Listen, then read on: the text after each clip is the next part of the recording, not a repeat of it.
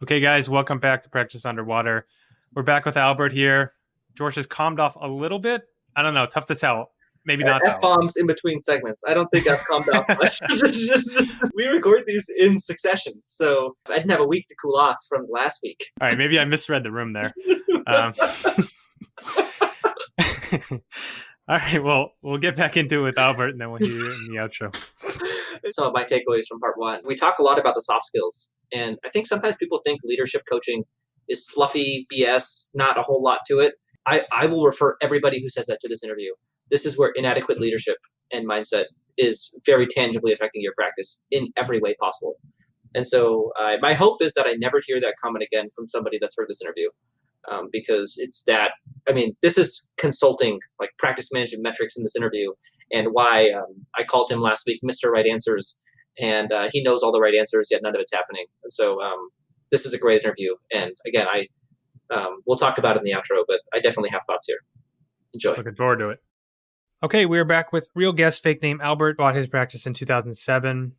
Been stuck at this 600,000 a year collections range for a while. He has a smaller practice, one hygienist who works somewhat part-time hours, two assistants, a floater, a front desk. We did a lot of mindset work last time. I think you guys got a glimpse of how our coaching is really tailored to what the client's bringing. Some people need that full-on consultant advice, what to do with the business. Some people need more mindset work. One of, I think, our unique qualities that we're able to bring kind of whatever the client is needing at that time. So we talked through some leadership issues he's having with his one assistant who seems to be unable to kind of operate with him how he wants. We talked a lot about his treatment presentation and where he's getting his own way. Came up with a couple of action items as far as how to start preventing that. So now we'll dive a little more in the numbers, do more of the consulting side. Once again, Albert, thanks for being with us. Oh, thank you. I got your January numbers up. Figured we pick a month pre-COVID when, life was pretty amazing and, we weren't dealing with national pandemics and 2.5 month shutdowns, at least for me. Your state being a little more lenient, a little jealous there. You haven't looked at your numbers in months since you had them through us. Is that correct? Right. Okay. So I think, we can go a couple of different ways with this. We can start with kind of the patient flow, which I think is probably your biggest issue. You have a small practice. You list 728 as your active patients. And it's also shrinking. You've seen 137 new patients in your last year. You've lost 194. So not only are you starting at a small spot, it's also slightly decreasing, over time. I'm curious, like what kind of systems you have in place as far as reactivating patients that are overdue, and if you're aware that your hygiene pre-appointment rate is at 36%. No, I was not aware of that. The way that we work, we use Revenue Well, and Revenue Well is our practice reminder. So we send out texts, emails, and reminders. My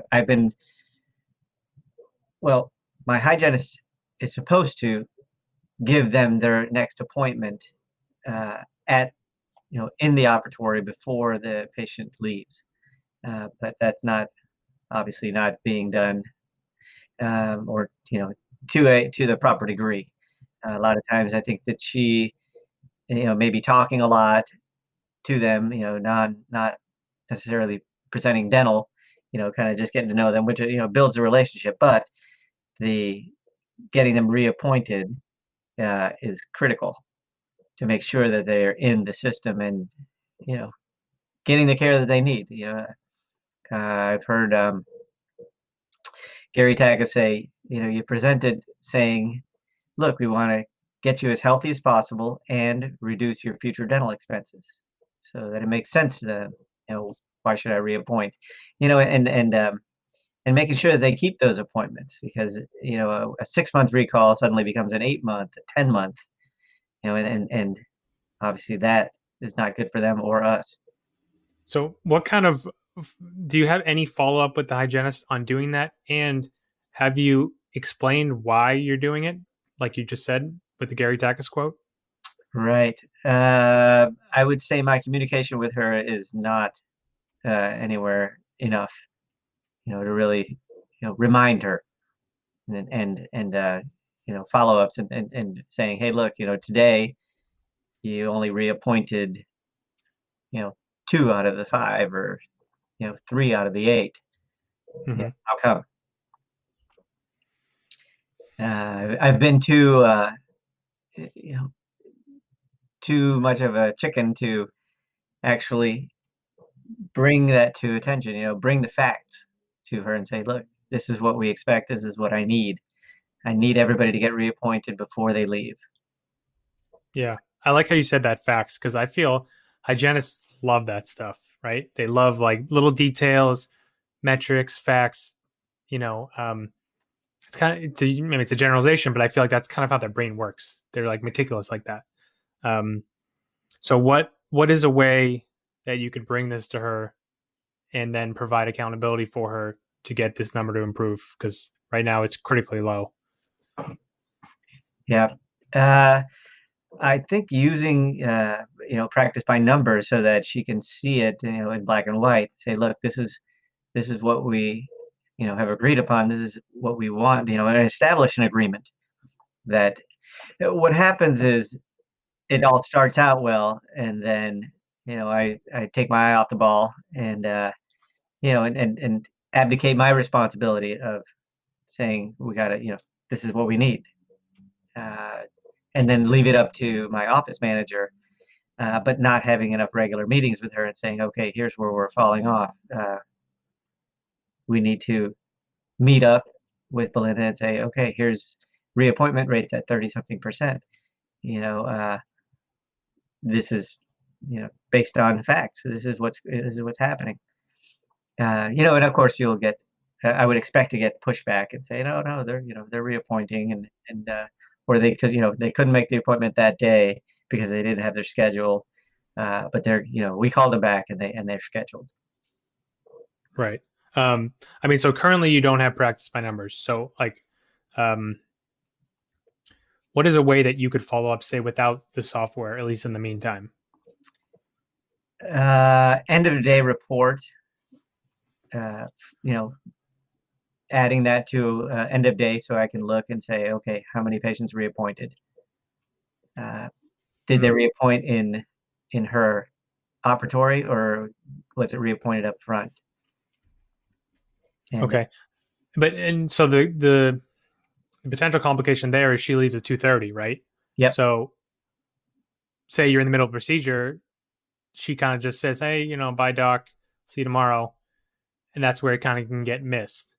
Um, so it could look like meeting with her at the beginning of a day, talking about the day before, um, catching her lunch, talking about the day before. Um, just like some way of knowing, or of her knowing that you're following this and that you have an agreed, like you said, agreed upon goal for it. Um, hmm because right now like, there's no expectations on her part, right? Like she may have remembered at one point you said, "Hey, pre-appoint the patients, please," but there's no goal, there's no follow up. That's why she's not gonna like push past any resistance she gets because there's no consequences on her end. right. Um, She's not going to hear about it again, so she's like, oh, yeah, it's it's a hint in her mind. It's not that important. right. Um, when, as you know, it's super important for a dental office, especially one that's having patient flow issues. hmm Um, I mean, I would like you to instill a policy at the office that no one leaves this office without another appointment. This is something I tell all my clients. Like nobody at all should ever leave without an appointment, especially new patients. Like those are the hardest ones to track down. And Right. you're not going to get 100%, but you can get close. Like this month, you saw 12 new patients, 5 left without an appointment. You got 7 new patients this month. You had a 36% pre-appointment rate.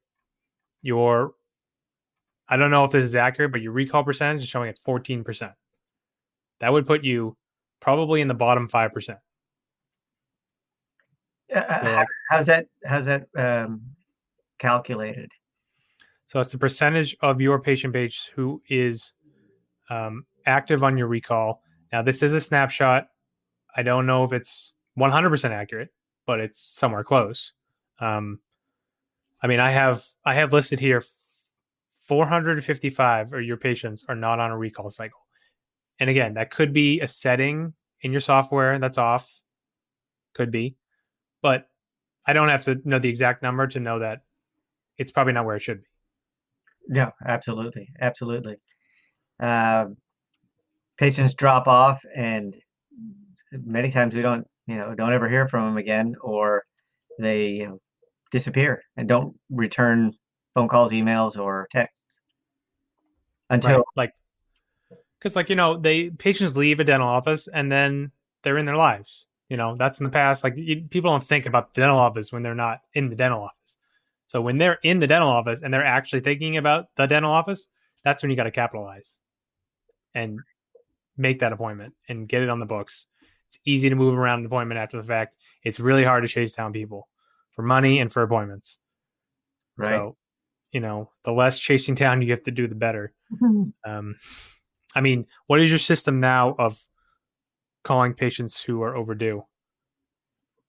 I leave it up to the front desk. My I two ladies working up front are in charge, but I don't have a follow-up, not any regular where I'm monitoring and saying, hey, wait a minute. It's more like I'll come up and say, what, I've been thinking about this particular person or that particular person, as opposed to going down the list and saying, let's get these guys back in, let's get them back in. Let's Yeah. follow up and make sure they come back. I mean, the place with clients where I've seen this kind of break down is when the staff members maybe don't know what to focus on, or aren't doing a good job with something so critical, right? Like, the ideal is to train the staff member to do it themselves, delegate it, provide some follow up, and then if everything's looking good, you can just leave them be. But for some owners like yourself, you don't even know how it's being done. So you don't even know where the issue is. And you're not doing it yourself. You're not thinking about it. And they're not doing a job with it. So nothing ever gets improved. Right. So how could you create a system where this is being done as you want it and they're getting follow up on it? Some weekly meetings to go over the critical our critical areas. Obviously, to keep them focused, and for it not to be a long drawn out meeting, or complaint session, just more very factual. Here's where we are. Here's our goal. And I need you ladies to really, get on this and stay on this, and report back to me and let me know, and we'll follow up, next week or in 2 weeks, and say, how are we doing? Okay, great. Things are looking good. I like the improvement. We could still do better. We really need to average out at these numbers. This is what other offices in the country are doing. Yeah, I think the biggest thing is creating expectations. Like, these don't seem like bad people or people who don't want to be doing good work for you. They just don't know. They don't know what they're missing. They have no goal. They're just kind of operating kind of Right. mindlessly. And, have you done, when was your last meeting? It's been a while, easily, several months. But pre-COVID, we were not, uh, it's not a standardized thing where we schedule and we say, every Thursday. Prior to that, we would have meetings Thursday mornings, and they would be for about an hour, half hour to an hour, and we would go over, say, a different topic, but it wasn't anything where we specifically went through numbers in different categories and said, here's what we're doing, here's what we're doing, here's what we're doing, here's, you know, my bad not consistently, showing them our expectations and where we're at. There's no scoreboard. Yeah. Right. So they're doing their task, but there's really no scoreboard. So, things fall by the wayside, and I need to have weekly meetings and say, okay, here it is. Here's what we're doing. Here's where we're at. Here's what I expect. I, Let's like, I mean, I don't even think you need to go that far. Like, yes, that's the best way to do it, right? Scoreboards, data, follow ups. I think they don't even know the expectation yet. Like, they don't even know what it is they should be doing. Like, I as a step one, I just want you to portray that to them. Like, everyone leaves with an appointment, a system of following up for people who are overdue. That's really where I'd start. Like, let's not complicate it too much. Mm-hmm. You know, let's just get everyone on the same page. This is what I expect, and then as you progress, you can bring in the numbers and start to have goals and accountability. And but let's do baby steps here. Let's just get them going in the right direction. Right. It's like your old car you're driving. Let's just let's get it on the road, let it run, and then we'll work on really revamping it. Right. Right. I drive an old car too, so I get it. I got an '05 Corolla. Uh-huh. So I'm putting money into it when I'm like, I really should just get a new car at this point. When do you want to have your first meeting? This Thursday morning. Originally, my hygienist would be in on the meetings, but 8 o'clock appointments started getting very popular. That excused her from the meetings.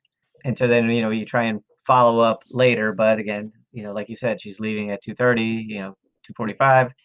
So no real follow up. It's become too informal, irregular. So the communication isn't happening. And I think she's open to it, but again, she also has her way that she wants to operate, right? I'm doing great. Patients are doing this. We're doing a lot more scaling and route plannings. I've done this many atridocs. Things are good. Production is good. But for her, a good production day is 1,200 and up. But normally, her days are more in the 750 range. I would like you to have this meeting with her there. So if that means putting it off till next week, moving around the patient this week, let's have it with her there. Get everyone on the same page and keep it that way for at least a while, because it's going to be tougher to get these new changes really actually working for you unless you get the whole team there. And one interesting thing, her hourly production is actually really good. She's at 186 an hour. That's in the higher range. That's definitely over 50% of Right. where a lot of people are. It's just that her hours are so short. Like you said, she's in that 700 range for the day because she's just not seeing many patients because she leaves. What I don't know, what can we do with that? Because that really is hindering you. I agree. I had her working Tuesday afternoons and doing a little bit later, giving me 3 hygiene appointments there. So like a 4:45 and a 5:30. Something where because she works at another office. I'm not sure exactly how to get more hours from her. The way that she makes it up is doing Saturdays. Is her schedule currently pretty filled? Relatively, let's say, 75%, 70. So you have some open spots on the course of a week in Correct. a normal week. Yeah. And if I remember correctly, you have some schedule that I really didn't like. Do you work Wednesdays without a hygienist? Is that right? No, I work every day that she works. The Wednesday she works a half a day, maybe a little bit more on Wednesday, and then I'm in there on Wednesday. So I don't have it. I don't have a day off because I don't have, because I'm checking her patients. I'm not sure Okay. what it was. So what days does she work? Wednesday, Thursday, Friday, and one Saturday a month. Okay. And what happens on Monday and Tuesday? She works at another office, so we don't have any hygiene Monday, Tuesday. So it's just you're there Monday, Tuesday. Yes. Normal. That's what I didn't like. I hate that so much. So many things I hate about it. Mm-hmm. You're there 2 full days without a hygienist. Right. You shouldn't even be there one day without a hygienist. You're working so many hours, and you work that one Saturday a month. You're working 5 days. One week out of the month, you're working 6 days. Right. That's too many hours. Right. And it adds up, staff pay wise as well. Yeah, I'm sure. What is your staff percentage at? I don't even know. Uh, some months it's, with that reasonable 25, but if we don't have a lot of production, it can get as high as, 40. Not Yeah. I won't say quite that high, but I've had it where, I've looked and said, whoa, you know, this week was not good. So, I mean, what are those Monday and Tuesdays like for you? Are you busy? Are you like, how do they go? Relatively, it can be a bit unpredictable. A lot of times, Monday's gonna be great, or Tuesday's gonna be great, but it's unpredictable. There are days where it's a three patient and you have that, that horrible 7-10 split where you got the beginning patient, end patient, one in the middle, not a whole lot, and you're, paying the team for the whole day. Not profitable. But then I mean, like, nothing about how you set up your office is to benefit you. Nothing. Like, you're giving staff more hours, you're giving patient more hours, and then you're getting the butt end of the deal. And it is your business. Something's right. not adding up here. No, I agree. I agree. I mean, I think you told me one time I'm putting 5 days of work or 3.5 days of work into 5 days. Yeah, I mean, you could have 3 days and have really nice days, and that be it, and you'd be doing the same production you're doing now, 100%. Oh, that'd be a dream. I mean, have you thought about dropping at least one of these days? It just seems weird to take off on a Monday, or Tuesday. Really, I like having the Wednesday off because it breaks up my, 2 days on and then that one day off where I, recoup it or do admin work or, whatever. But she can't take that Wednesday off, right? She can't switch that Wednesday for a Tuesday and then, give me the day off and then work at another office, at her other office, or Okay. she tells me, I mean, I guess if she I really, mean, I think the two avenues are you drop Monday, everything else stays the same, or you drop Wednesday, you get a part-time hygienist Monday, Tuesday. hmm I think both of those make sense. I think just whatever works for you, but like continuing to do this is just there's no need. It's not benefiting you in the slightest. right. I mean, which of those two options do you prefer? You know? Um, the funny thing is, I told my hygienist that I was thinking about getting a second hygienist or, a part-time hygienist. And she's like, yeah, but I don't want them seeing my patients. And I'm like, yeah, I understand, because, she's brought in, a lot of patients who are hers. So part of me is like, well, look, they're patients of the practice, right? And she's hmm like, oh, but I brought them into the practice, I don't want them seeing anybody else. Great. Then we'd love to have you work full time here. That's how I would respond. If she says no, then unfortunately that's not what's right for the business, and that's my ultimate commitment. hmm Like I would be really firm on this one. This is costing you a lot of time. It's costing you money. Like it'd be nice to have a day at home during the week with the family, you know, or working on the business or catching up on whatever, getting your car fixed. Sure, sure. The Monday off I would love. Uh, it just seems odd to me. I don't know if it's like a workaholic thing or something where you're not working on a Monday. Like it kind of goes against my upbringing, and Sure. you're like, wait a minute, what? I know a lot of dentists take Fridays off, but Fridays seem to be very, very productive for me because of that. I think um, patients can get out of work on a Friday, or it just seems to work. That's a No, good. I mean, I want to key in one thing you said because I think it's really powerful. It's like, I run into the same thought too. Is like when I'm thinking of dropping from 4 days to 2.5, and you have a thought in your head like, well, who am I? Like, you know, for me, I'm 30 years old. I've been, an owner for just over 2 years. Like, where do I get off thinking I can just work a half week where, most people work 5 days their whole lives. And that's like something you got to get over that and like remind yourself why you're doing it and allowing it to be okay. Like it doesn't mean you're lazy or you have bad work ethic. Like it doesn't mean all those stories you say to yourself. Mm-hmm. It's really like thinking about your ultimate commitments, right? Like for me, I have shared practices where you know, I want to have time during the week to work on it. And I don't want to like fit it in at nights and weekends. For you, it might be different. It might be family or another, business pursuit or whatever it is. Mm-hmm. And like, just, it's okay to do that. Right. Just because maybe your parents did 5 years for 45 years, retire when they were 65, 70, like, doesn't mean you need to. It's okay. Right. No, I get tremendous joy when I used to have Wednesdays off. And even though the hygienist was here, I would not come in. And just having that day off gave me a great break in the middle of the week. And I was able to recharge. Even when you look at it, you're like, okay, 2 days, they could be two hard ones, but I know I got a day off after that. And two Hmm. more days, and they can be two hard ones, same thing, but then I got 2 days off. That balance of the schedule worked well.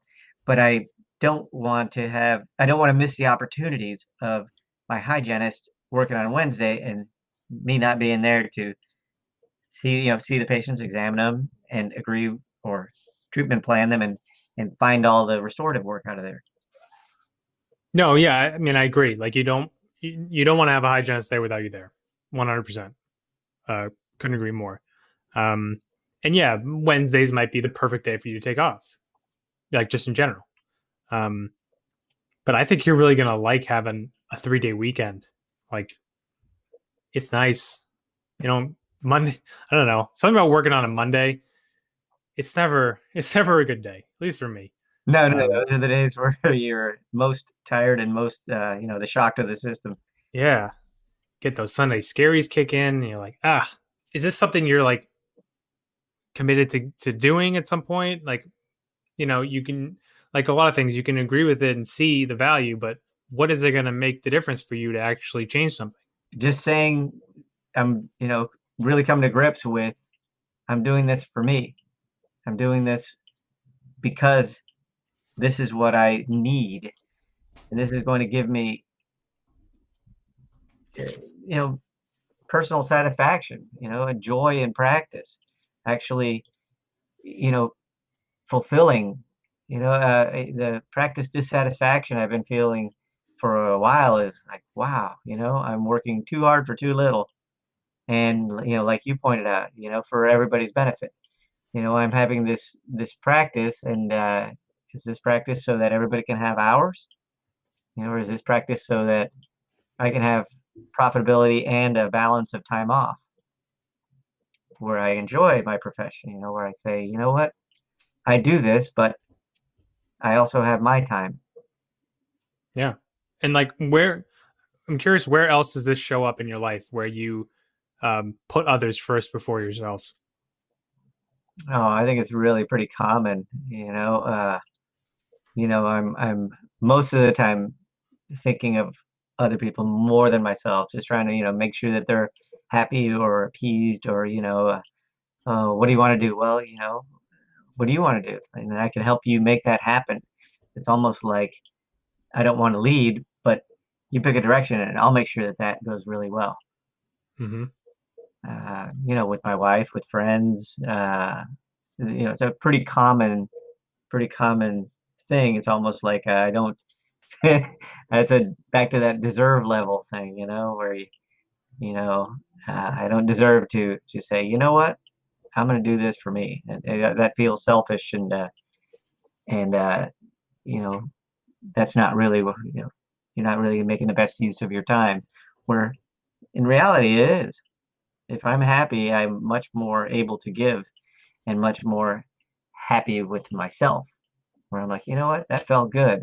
Now I can Yeah. go and work hard, and I don't have a problem with working.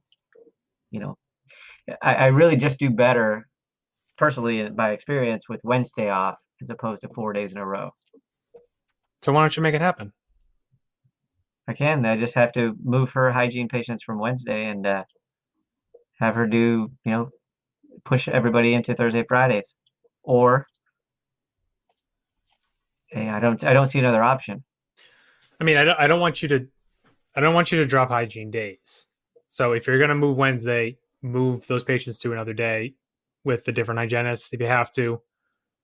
I don't even want to cut down a day without putting the day somewhere else. Yeah. But I think more overarching, I want you to practice, if you're open to this, like making selfish choices in your life with relationship, with kids, with friends. Like play with actually thinking, what do I want, and being firm on it.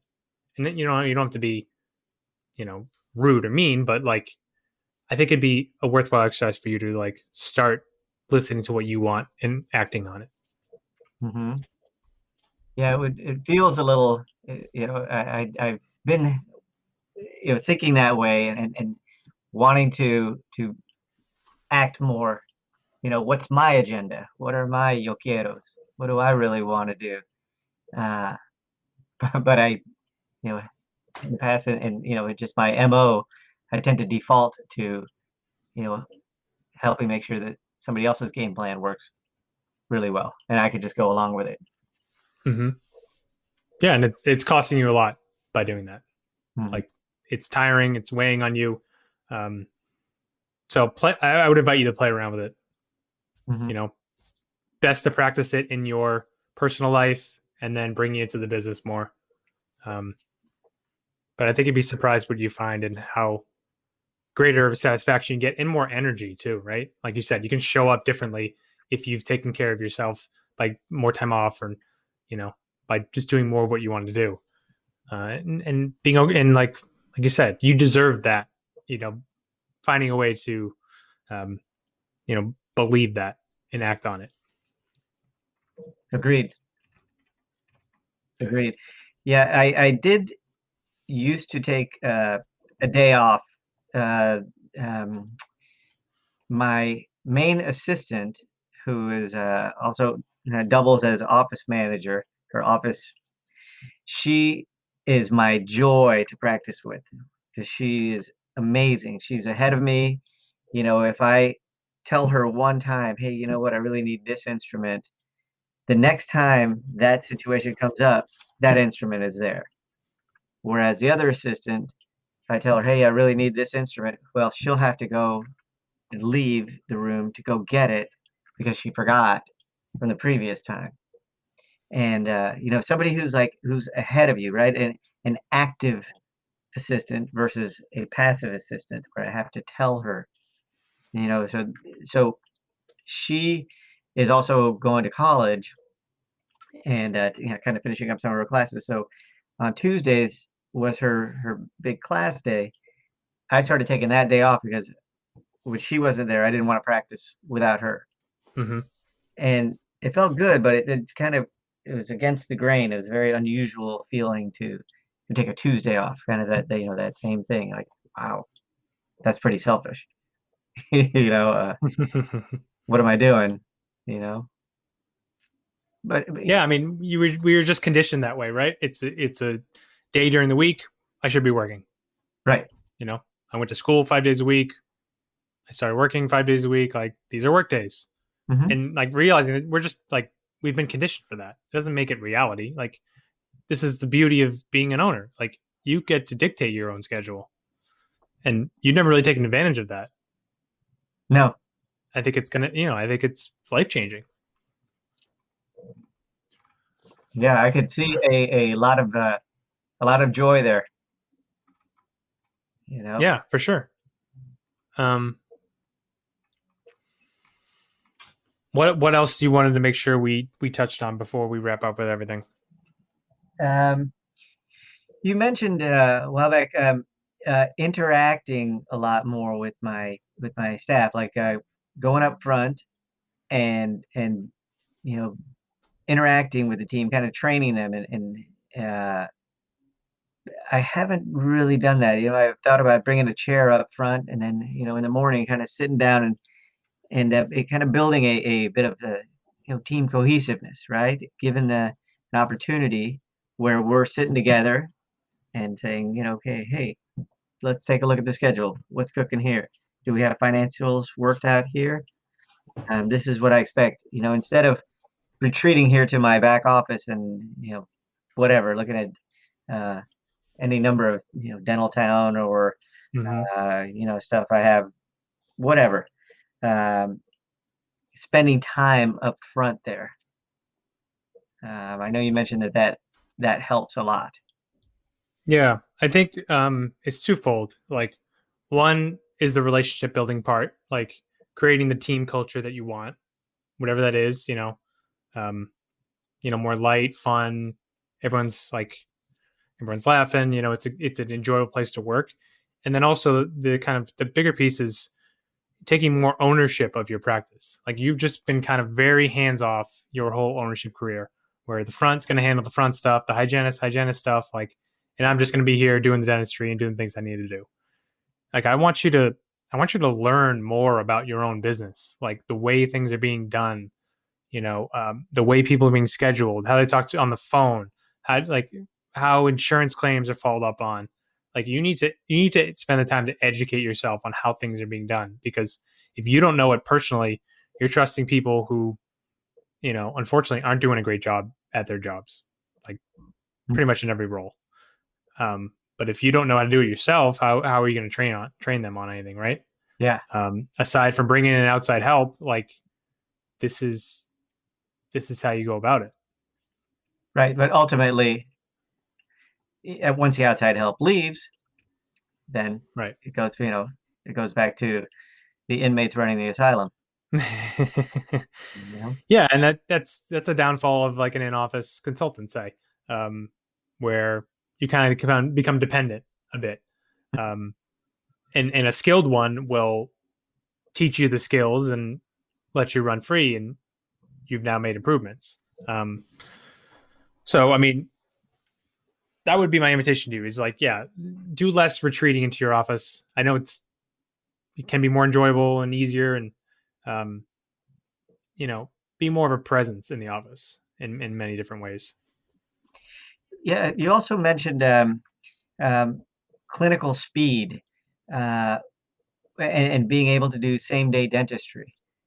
Mm-hmm. Uh, um, I've thought about using. I've got the little thing for buffered anesthetic, but I think that I don't know that that's really the big deal. It's more just getting into the mindset of we can do this and we can do this today. You don't have to make another appointment. We could get this done.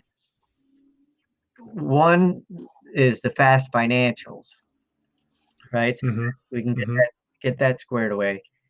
Uh, and that seems to take a little bit of time where, I don't know if that's something I can pre-plan in a morning meeting and say, okay, possibility of same day dentistry here. And then how do I do it where I do it quickly? Sometimes things will come up in the process, or I'm just being super meticulous and kind of just taking my time doing the dental care, and then I run behind, Mm-hmm. and then I'm feeling that pressure the whole day of you're behind on this one. This patient's been sitting there for 20 minutes. They're putting notes, little post-it notes. Hey, this patient arrived, and I'm like, oh no, that's not a enjoyable way for me to practice. That I feel like it's more productive, but it's uh, straining me. Yeah, I mean, I kind of remember when we talked about this. It's a bit of like auditing what you're doing, right? Like, what is taking up the time that can be cut down? Is it patient chit chat? Is it, maybe things in the room aren't ready when you need them? Is it you're like actually slow at doing something? Um, like I think again, it's similar to what we said before of like taking notes after each appointment and like, okay, where was my time spent? Like, where did it all go, and where can I cut down? Um, I would imagine it's a bit of all those, right? It's the chit chat, it's the materials, it's the just pure slowness with doing the dentistry. It's one thing to be meticulous; it's another thing to be slow. It's kind of a fine line. Um, and then the same day piece is, I would imagine you have some holes. So like at the beginning of the day, seeing that, like, all right, they're not holes, they're opportunities. Okay. At 10 o'clock, I got an opportunity to put something in. Let me check at the 9 o'clock hygiene patient. What, if we had anything planned, let me look at the x-rays of the lens of, all right, what can we do today? And the financial piece, like, it should be decently easy because you do work with a lot of insurances. So you should have pretty set fees, pretty set, patient responsibilities. That's one advantage of being an insurance practice is like you know pretty accurately what they'll cover and what the patient is responsible for. So those are not terribly tough pieces to put all in place. Yeah. So I can make a day that didn't look particularly productive actually, acceptable, or just Yeah. being just looking at the schedule ahead of time and being, proactive, and then getting the patients on board. And it's almost more fun that way, right? Like you've created a great day where there wasn't one just by, having everything in place and thinking outside the box and looking for opportunities. Like you're going to get more satisfaction over that on that versus like a day that's fully booked and you just do the dentistry you have on the schedule. Right. Right. It is exciting. You're like, oh, look at that. We made some good production out of something that was an opening that otherwise would have just been nothing. I would have been, sitting around temporarily employed. Don't say those words. Those bring back bad memories of the past couple months. And then it's a fun moment for your team, right? Like you can acknowledge each other. Like, hey, like look what we did with today when this is where we started. Like, nice job, assistant, for getting that room ready so fast. Hygienist for presenting treatment. Manager for getting the financials out and ready. Like, that's cool. That's exciting. It's a team building thing too. Yeah. So like, I mean, to kind of wrap everything up, like, there's a lot of things that you could do with this practice to improve it, right? I'm sure you know that. The key is focusing on things slowly, getting them implemented, and then moving on to the next. Like, because I could give you a list of 4 pages, single space of things you could do, and that's not going to serve you, So like, focus on the biggest ticket items, we talked about. I'll run through them. Take yourself out of the money equation. Present the ideal treatment. Having that talk with the assistant who you just can't get in touch with or can't like get through to. Setting that first team meeting, getting everyone on board, setting the expectations for what needs to be done in each role. Looking to drop a day, figuring out how that looks like. Where can you move hygiene patients if you have to? And then, overarching, take ownership of your business, right? It's your name. I mean, this practice is named after you. It's literally your name on the door.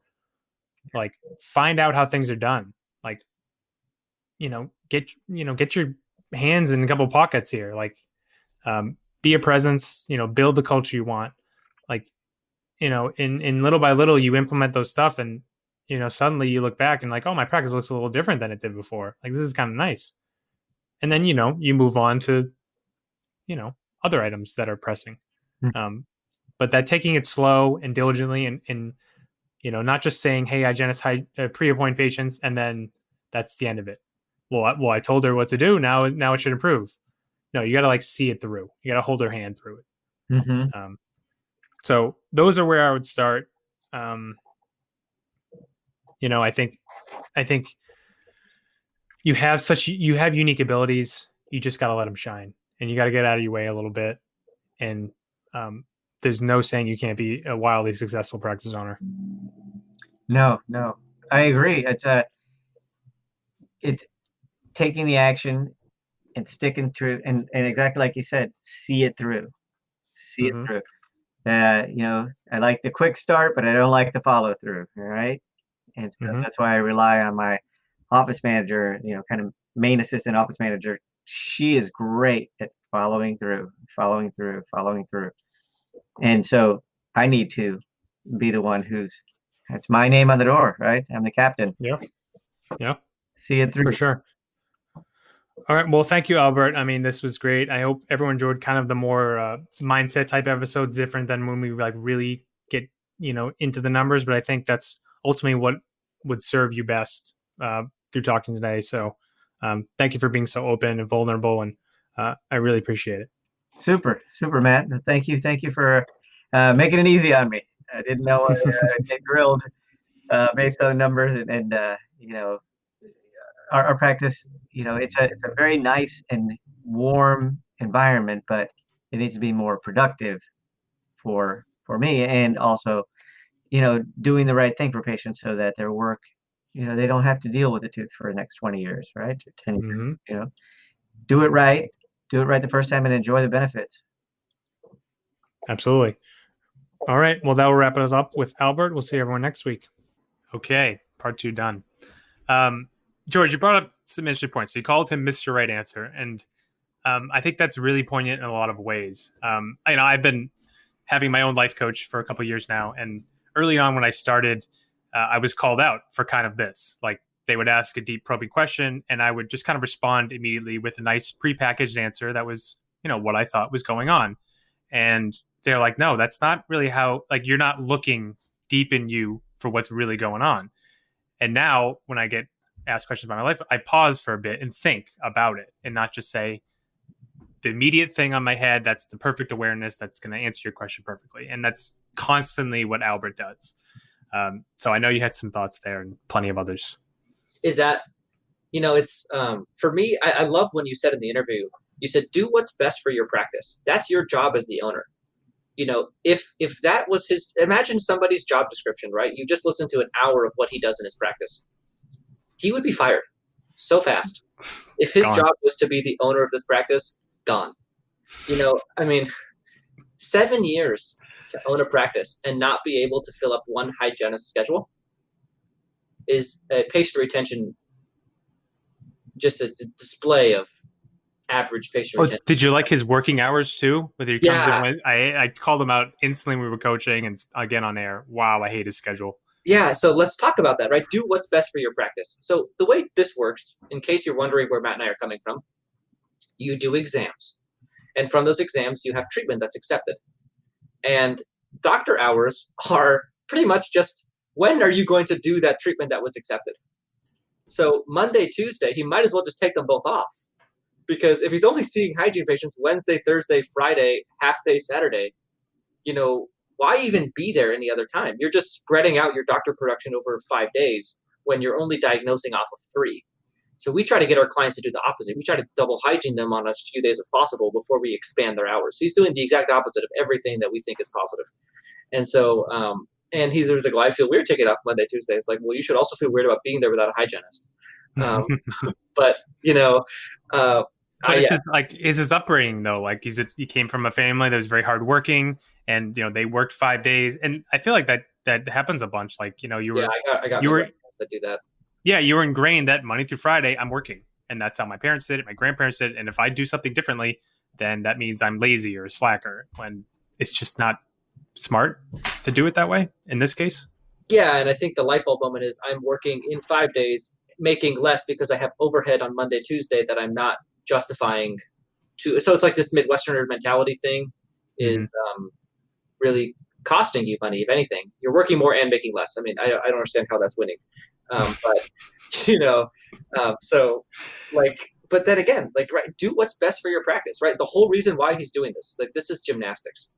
Like, work Monday through Wednesday, work Monday, Tuesday, Wednesday, Thursday, anything normal, and do that.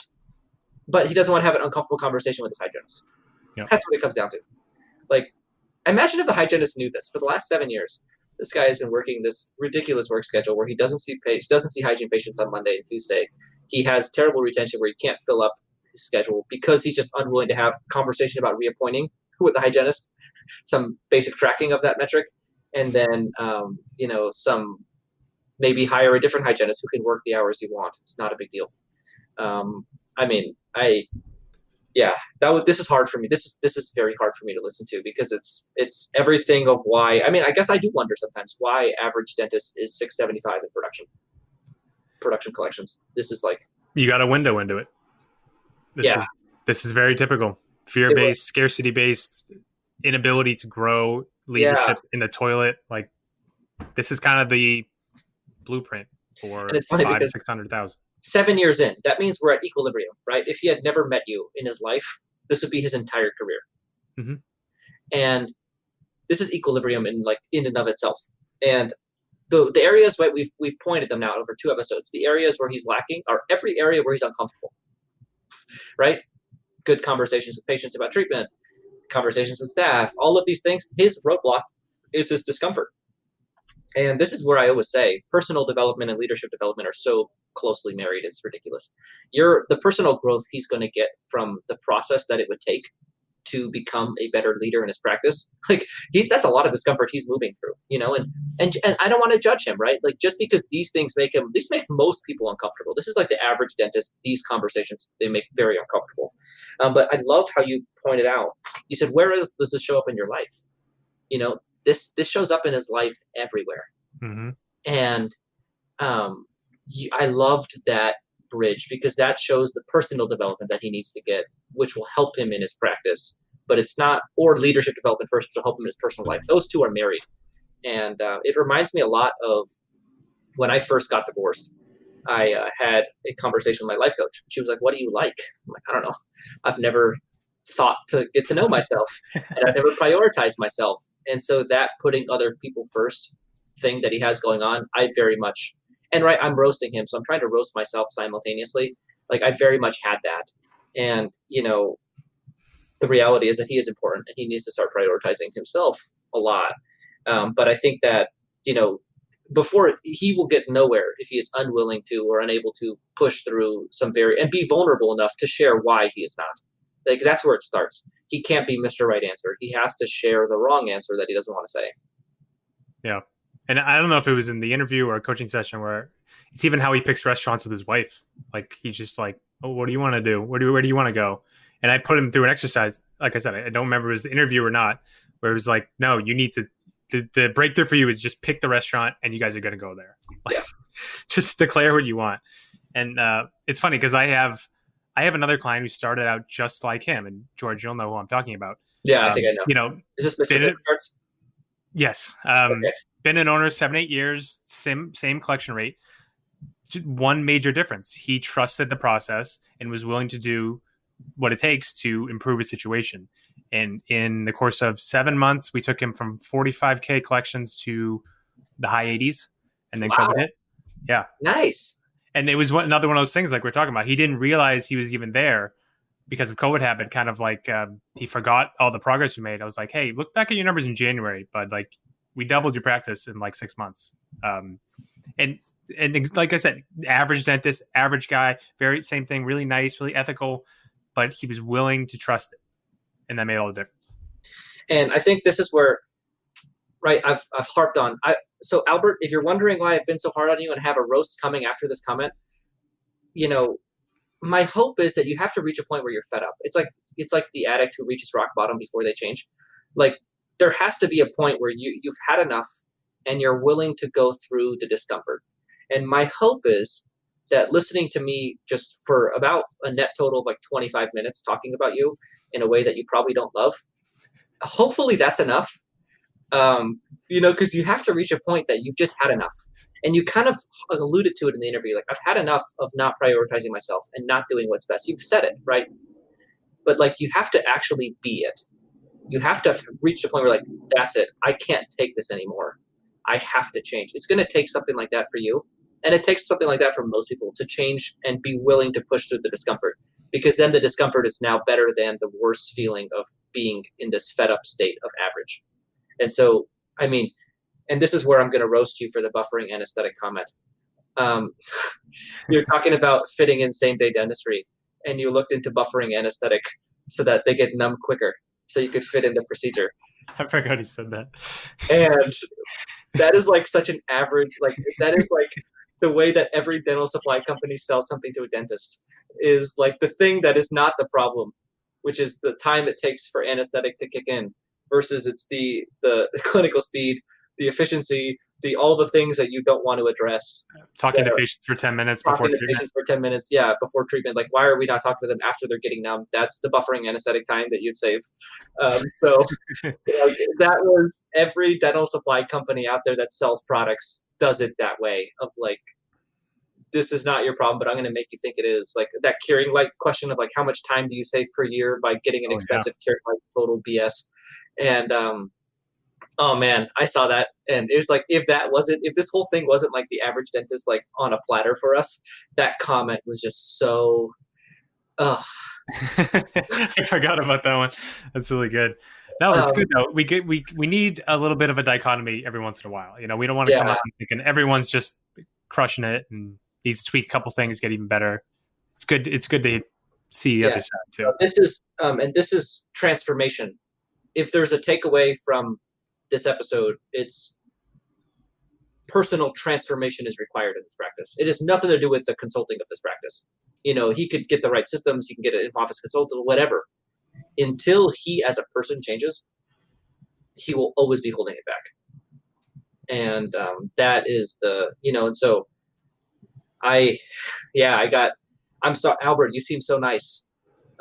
Thank you for allowing me to do that for the last 30 minutes or so. I don't know how long I've been talking about you between the two episodes, but I appreciate it. I had a lot to say, and you gave me the opportunity to say it. So thanks. And, I really hope that was, if this pissed you off, call me and we can talk, because I will apologize, but then I will also remind you that hopefully now you're fed up, and, I really, personal growth and transformation will get you there for sure. That was very nice of you, George. Thank you. That was nice of me after being a total. You wrapped it up nice. He needs to hear all those things, and the olive branch has been extended. So cool. All right. Well, I hope you guys enjoyed this. Matt, I'll let you wrap it up since this was your interview. Oh, thank you, man. Yeah, that was fun. I enjoyed your thoughts, George. Got a lot of laughs. I don't think I'm going to get that fired up again. Period. It'll happen. It will. I promise. Yeah, that was the most. Even the financially frugal people don't get me like that guy just did. Yeah. Well, that's great. I hope you guys enjoyed this one. We'll see y'all next week. Thanks for listening to another episode of Practice Underwater. We'll see you guys next week. If you're interested in one-on-one coaching with either Dr. George Hariri or Dr. Matt Garino, our contact emails are in the show notes. And if you're interested in being on Practice Underwater as a guest, where we could look at your practice anonymously, you can go ahead and contact the email in the show notes and follow those directions to get on the show. Thanks, and we'll see you guys next week on Practice Underwater.